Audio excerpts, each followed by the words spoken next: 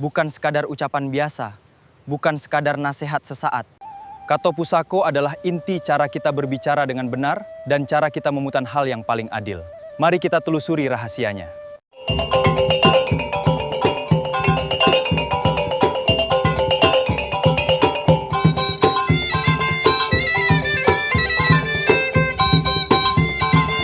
Assalamualaikum warahmatullahi wabarakatuh. Salam sejahtera bagi kita semua, baik yang berada di tanah kelahiran maupun yang sedang merantau jauh di seberang lautan. Ada satu warisan leluhur Minangkabau yang keabadiannya tak tergoyahkan oleh waktu, tak tergoyahkan oleh keadaan.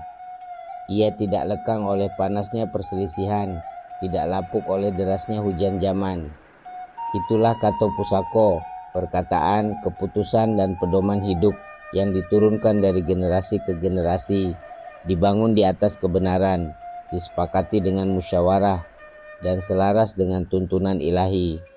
Sering kita mendengar pepatah, anggang tabang bamangkuto, rajo bajalan badaulaik, alang sariknyo bakato-kato, tiok kato baalamaik.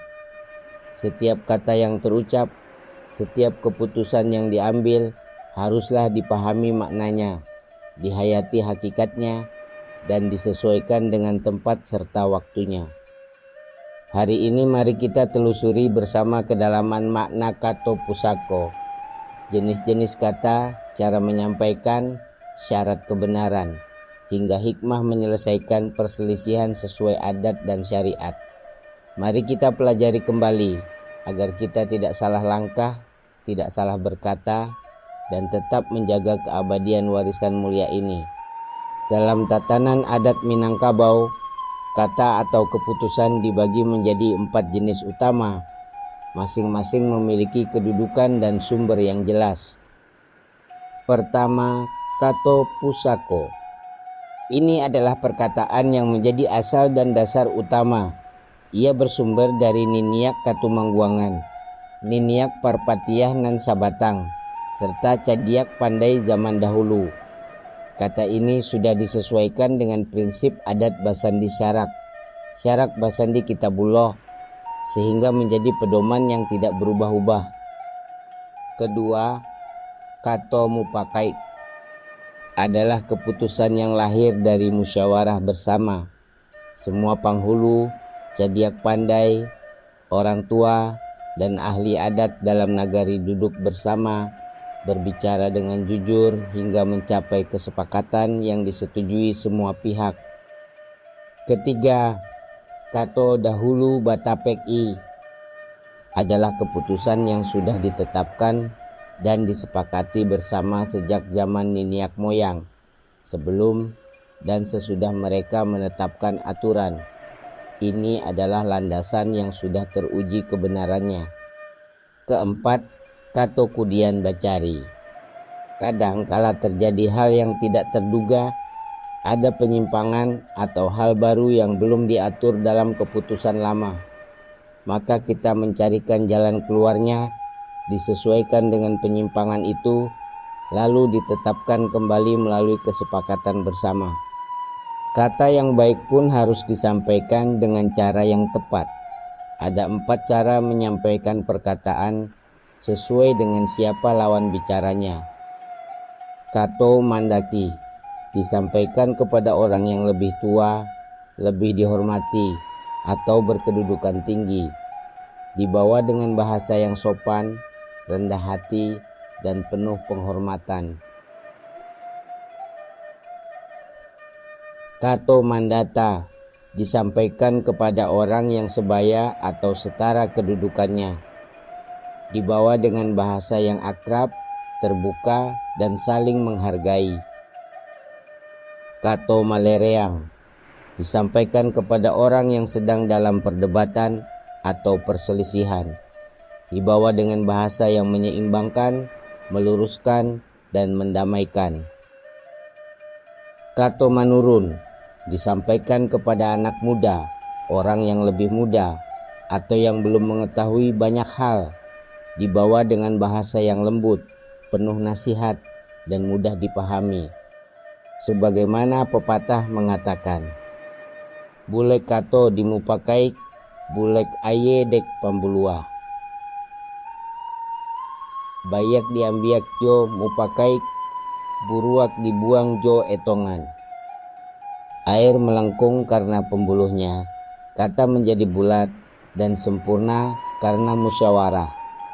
Yang baik kita ambil bersama, yang kurang baik kita buang dengan pertimbangan yang matang. Berdasarkan sifat dan tujuannya, kata juga dibedakan menjadi 4 macam. Katonan sabana kato, perkataan yang sudah dipikirkan matang kebenarannya, disampaikan dengan jujur dan sesuai kenyataan. Kato tuladan, perkataan yang diambil sebagai contoh atau pelajaran dari kejadian yang dialami orang lain. Katonan dikatokan, perkataan yang terucap tidak sengaja, hanya kebetulan saja, namun tetap perlu disampaikan dengan baik. Kato bakatai katai, perkataan yang sekadar terucap begitu saja, tidak memiliki maksud khusus, sehingga tidak perlu terlalu dihiraukan atau dijadikan beban hati. Maka orang Minang diajarkan, kok bakato elok maranda, lamak di luar kuaik di dalam, muluik manih kucindan murah, muko janiah indak pandandam. Berkatalah dengan sopan santun, tampak rendah hati di luar, namun teguh kebenaran di dalam. Kata yang manis tidak mahal harganya, wajah yang ramah menyembunyikan rasa dendam di hati. Perkataan memiliki kekuatan yang luar biasa. Bilo kato ia ditanam di hati, jalehlah sagalo rahasio alam. Jika kata yang benar ditanam di dalam hati, maka akan terbuka jalan kebenaran dan hikmah bagi kita. Ada pepatah yang sangat dalam maknanya. Talon soang parahu dapek babaliap, talon soang kato bakataruihan. Jika perahu tersasar, ia masih bisa diputar kembali ke jalan yang benar. Namun jika perkataan yang salah sudah terucap, ia akan menyebar kemana-mana dan sulit ditarik kembali. Maka leluhur berpesan, bajalan paliharo kaki, bakato paliharo lidah. Saat berjalan jaga kakimu agar tidak terperosok, saat berkata jaga lidahmu agar tidak menyakiti hati orang lain. Dan jika ada kesalahan yang terjadi, kalau ado jarum nan patah, usah dilatak dalam padi, dilatak sajo di pamatang. Kalau ado kato nan salah, usah dilatak dalam hati, latakkan sajo di balakang. Jarum yang patah jangan diselipkan di dalam beras yang akan dimakan, taruh saja di pinggir jalan. Kata yang salah jangan disimpan dalam hati, tinggalkanlah di belakang, jangan dijadikan dendam. Agar perkataan dan keputusan kita benar dan bermanfaat, kita membutuhkan ilmu dan sikap yang tepat. Ilmu pun ada 4 macam. Ilmu yang disepakati bersama, ilmu yang benar sesuai syariat, ilmu yang tampak benar namun untuk kepentingan pribadi, dan pengalaman yang bermanfaat tanpa merugikan orang lain. Sikap kita pun harus terjaga. Sabar, induk dari segala kebaikan. Orang yang sabar akan dikasihi Allah. Tawakal, menyerahkan segala urusan kepada Allah, menerima apa yang terjadi dengan lapang dada. Bijaksana, mampu membedakan baik dan buruk, menjawab dengan tepat, dan mencari jalan keluar yang terbaik. Dan ingatlah, adat basandi syarak, syarak basandi kitabullah.